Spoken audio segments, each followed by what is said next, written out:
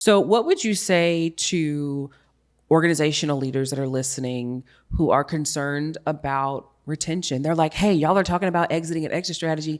I'm trying to keep these people, right? But the reality is they're leaving, right? And you and I, we work in this space and we know this. Most organizations, if you disaggregate your attrition data, the surprising pipeline problem with DEI is not getting in the door.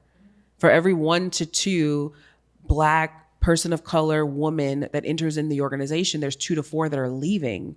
So you have a clogged pipe, you have a leaky pipe, and to address the leaky pipe, what advice would you share to leaders about how they can do a better job of retaining women and professionals of color? Actually get to know them. I think that we underestimate the power of the non-tactical leadership style. Mm-hmm. How do you actually build relationships? As a manager, if you do not have a good relationship with your team and you can't tell when they're about to leave, I think we underestimate the power of that. Good leaders know their people and they also plan for their career inside and outside of the corporation. Yeah. It's teaching leaders not to be afraid to really know their team and have candid conversation and know what is their actual plan. And if I'm very honest, I do not care if your human resources has a career development plan for you. I do not care what your 3 to 60 feedback looks like. I do not care about what your quarterly check-in mandatory career conversation looks like, because most corporations, those are terrible.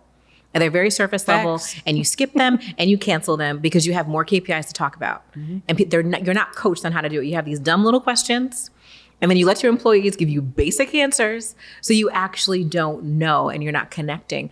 So when I talk to organizations, I challenge leaders, especially when we're doing coaching, how can you really and truly get to know your team and what their needs are? Mm-hmm. And yes, I think performance is number one, right? I always say excellence opens closed doors. Yeah. So as the employee, your performance needs to be great, because no one is going to develop you to do the next thing if you can't do what you need to do right now correctly. Mm-hmm. So when someone's performance is good, how can we actually get to know them and help develop them throughout the organization?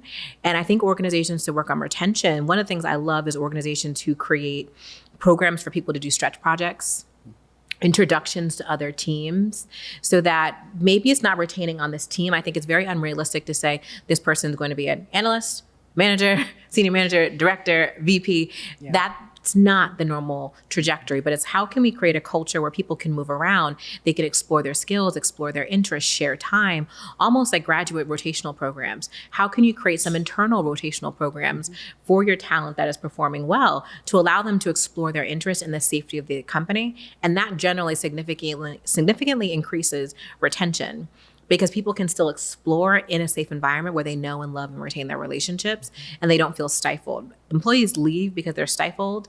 They are underappreciated, underacknowledged, or underdeveloped. Mm-hmm. That's why they're leaving. And you can fix so many of those things by empowering leaders to build deeper relationships and creating some programs that create the structure for the organization to do it at scale.